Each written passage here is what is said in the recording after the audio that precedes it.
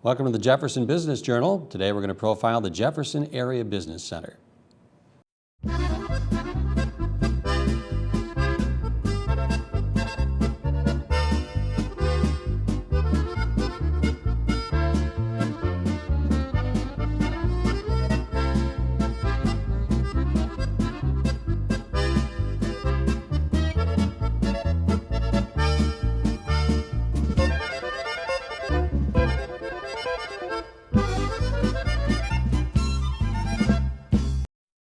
Hi, I'm Jim Klug, and we have Steve Lewis, the owner of the Jefferson Area Business Center, with us today. Glad to have you with us. Jim, thanks for having me. Appreciate it. No problem. Steve, tell us a little bit about yourself and your business, how you got started here in Jefferson. Sure, I'd be glad to. I'm actually a Hawkeye. I graduated from the University of Iowa, and I was part of that Back to the Land movement back in the early 70s. And I came to Wisconsin. I bought 40 acres. I actually lived in a log cabin for 10 years. I came to the southern part of the state in the 80s, and in 1992 I purchased the old Borg Textile building. And it's really hard to differentiate that building from really the fabric of this city. Mm-hmm. Some parts of the building are over 100 years old. Back in 1911, and it was always a textile mill.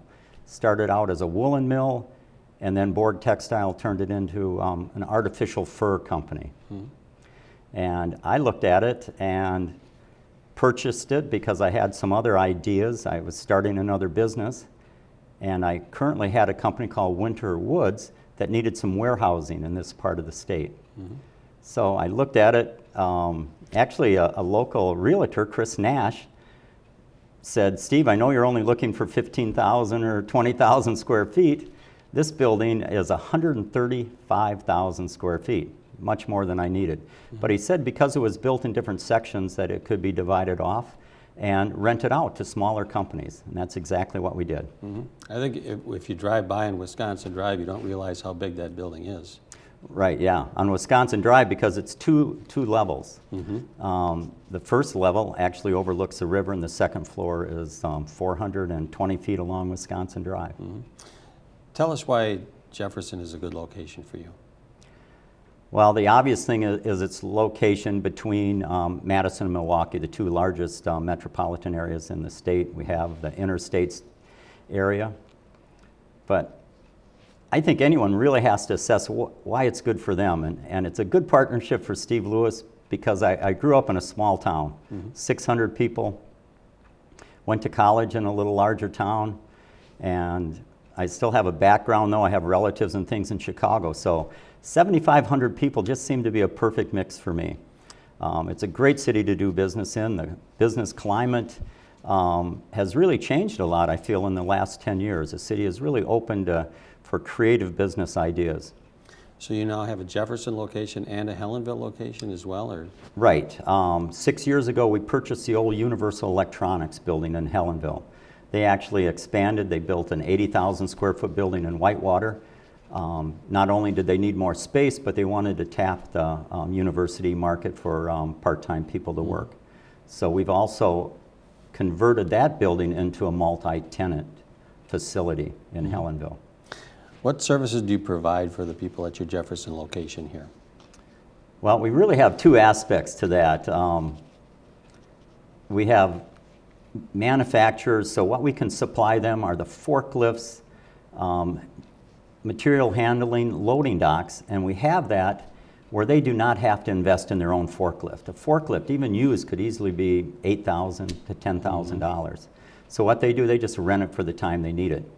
And why that's important is that allows them to be sustainable. If you start a business and you have to buy your own $10,000 copier, your $10,000 forklift and material handling and pallet jacks and everything, you kind of dig yourself a hole to begin with. You have a lot of debt structure. And so this way, by sharing it all, it gives them a chance to be sustainable in those first 2 or 3 critical years. The building's changed a little bit since you've been there. Going on the Wisconsin Drive area there, you have a new front. Yeah. Over there. You have some construction going on back by the Riverwalk there. Tell us a little bit about what that's. Probably 8 or 9 years ago, I really noticed a trend. I mean, it doesn't take a crystal ball for any of us to see that Our country isn't as strong in manufacturing as it used to be. And Jefferson is just really a microcosm of our entire economy in the country. And I was always able to rent out office space, but I was having less and less young entrepreneurs come to me and say, boy, Steve, I need 5,000 square feet. I want to try this new manufacturing, or I want to build cabinets and things. That really slowed up for me. So with that in mind, I started to convert more of the building to offices. And these are offices that would house people that provide services. So there's really a change that way. And the change on Wisconsin Drive, that new entrance at 222 Wisconsin Drive, is really a visible effect of that. Tell us a little bit how you feel the Jefferson Business Center fits with the city's redevelopment and the Riverwalk down there. I think the Riverwalk is going to be something really nice when it gets finished. It really is. And without a doubt, a lot of people in town would say one of the worst things that ever happened to us was a 2008 flood, and it was devastating. I mean, 2 feet above the highest level that was ever recorded in history. But in essence, it's really, we're coming out of it with really a lot of improvements. And our building is one of the results of that. I was lucky enough to have flood insurance. And the flood insurance took care of me cleaning it up. And the government, I wasn't aware of this. My premium went to the Hartford Insurance Company. I said, well, they're the people that take care of it. But once that devastating flood came, it's not news to anyone, the federal government really came in and took care of everything. And the mitigation, or what we're doing over there, a lot of the remodeling is a mitigation. And that means we're going to raise our building so it doesn't flood again. And one of the few times I agree with the federal government and their wisdom, they're saying, hey, we'll pay you to get that building out of the floodplain, so every few years or whatever, we don't have to come in and take care of the insurance and the cleanup. So that's what we're doing, and the Riverwalk is part of that. The building right to our north, Ed Saleska, is creating, I hope, a destination restaurant. It's just going to be beautiful. And that's going to be tying in the footbridge, the new performance shelter in Rotary Park. And it's really tying, Main Street to what I like to call the new West Bank of Jefferson. And I think the improvements fit together just perfectly, almost seamlessly. A dream of mine and Andy Didion is that someday we actually have a bridge over to the island that's in the river. Family could come on a Sunday and have a picnic, and it'd be a whole loop. They'd be able to walk the river walk, buy some ice cream, have a picnic, and then walk back through Rotary Park. Yeah, outstanding. Tell us how the business center has become self-sustaining and creating its own energy. I think that's a Thanks. Yeah, that's one of the things I'm really proud of. You really need to step back one level of thought before that, and what we did was really assess our consumption of energy in the building. And a question I give a lot of tours to young people, and one of the questions I like to ask them is like, what's the best electron, And they'll go, oh, it's an electron made from the sun, or it's an electron from wind generator. And I said, no, the best electron is the one you don't have to use. It's absolutely the best electron. Kind of a trick question, but it gets a point across. And that's what we did. We looked at our building, and what I did, I took a building built in 1911 through the 1950s, when energy was really cheap. We didn't know it at the time, but it was cheap. And they did not think a lot about insulating the building or windows that were energy efficient and lighting. They didn't take that into consideration. So I really had a lot of low-hanging fruit that I looked at it and I'm saying, wow, I can change these lights and put T8s in and save over half of it. In fact, real quickly, my energy bill is less now than it was in the early 90s because of a lot of things we did. One of the biggest things, and it seems so small, is that I changed all my exit lighting. We had over 30 exit lights. And that doesn't sound like much because, well, how much can they burn? But each one of them had two 14-watt lights in it. You have to have two in case one burns out, and there's always an exit light. So that's 28 watts, and it's 28 watts burning 24/7, and I had over 30 of them. And it was a huge amount of energy that just kept burning day in and day out that we were using. And we changed all our exit lights to LED. Really saved us a lot.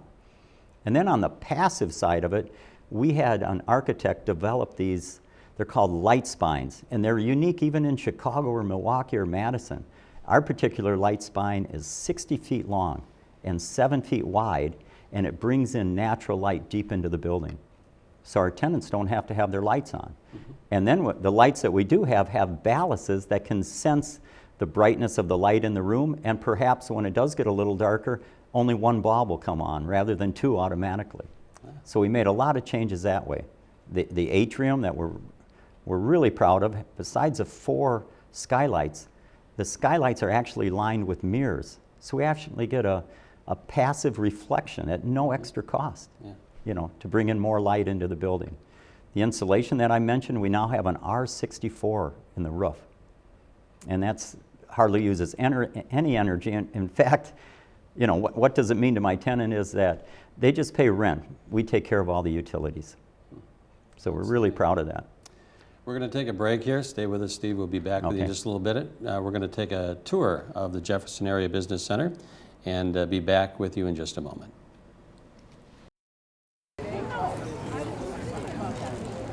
I chose solar power.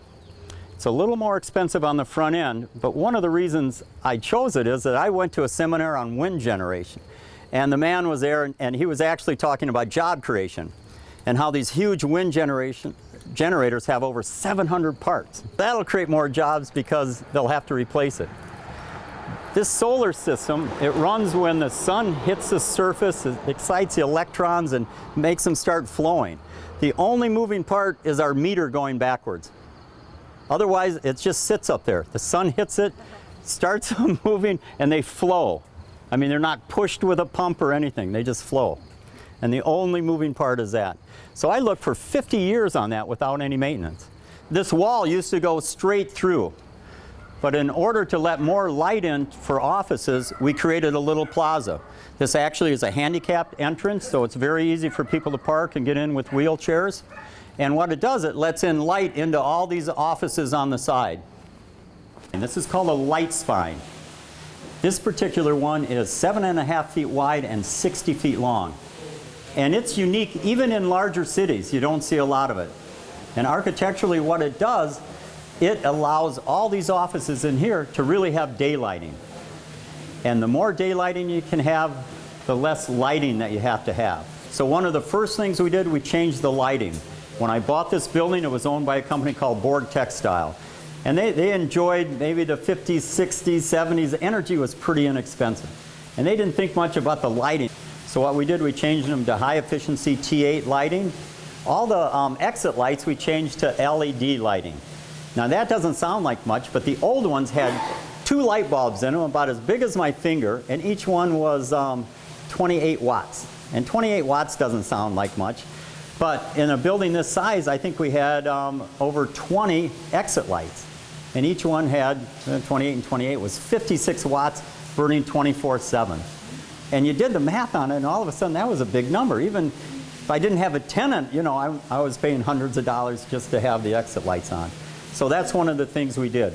And we did a complete assessment of the building on how to save money before we really put in the photovoltaic cells. We're really happy with this. A lot of offices don't have to have lights on it for a while. And the lights that we do put in, they're on motion sensors, so they don't come on until you go into a room. And I believe, you know, architecturally, if you're going to have an office space, you want it to be interesting and somewhat fun for the people to work in. A lot of the colors that you see, that's a water feature. All of the elements of that water feature were taken from the old Borg Textile plant. Big yellow pipe came out of the steam room. That red fan going around was actually a fan for a stationary motor. It's kind of a whimsical touch, and you know, it's more enjoyable for people that come and work here. And you can see this whole area is right now all natural light. The atrium area has 4 big skylights in it. And the skylights, I mean, are fairly common, not unique. But we did something that I think is really special. We chose to line the skylights with mirrors.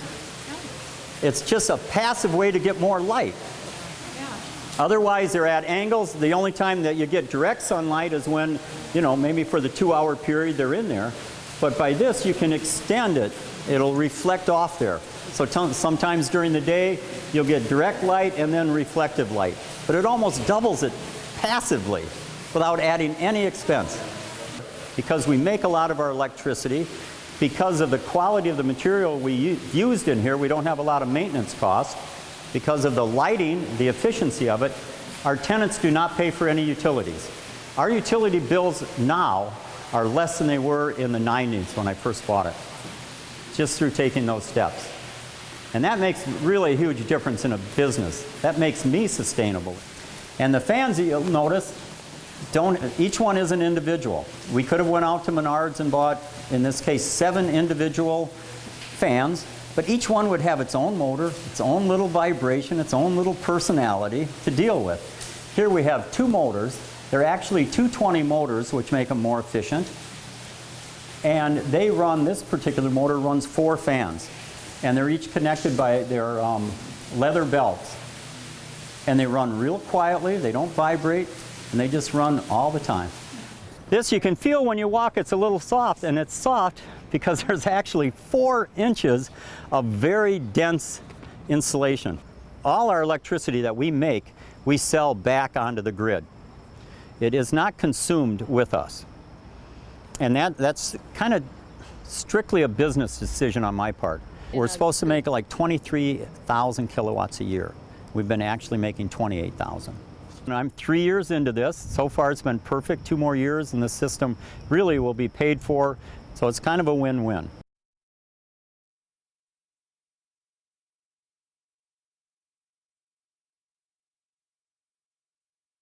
Back again with Steve Lewis from the Jefferson Area Business Center. And what are some of the features of your center as far as creating your own energy, Steve? Yeah, I'm glad you asked that.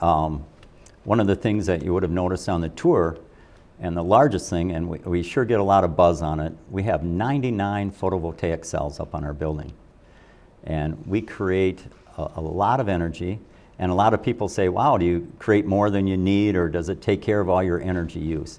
And actually in our system, we sell it all back. So people that want to buy green energy have that opportunity. We were lucky when we were interested in doing this. It was at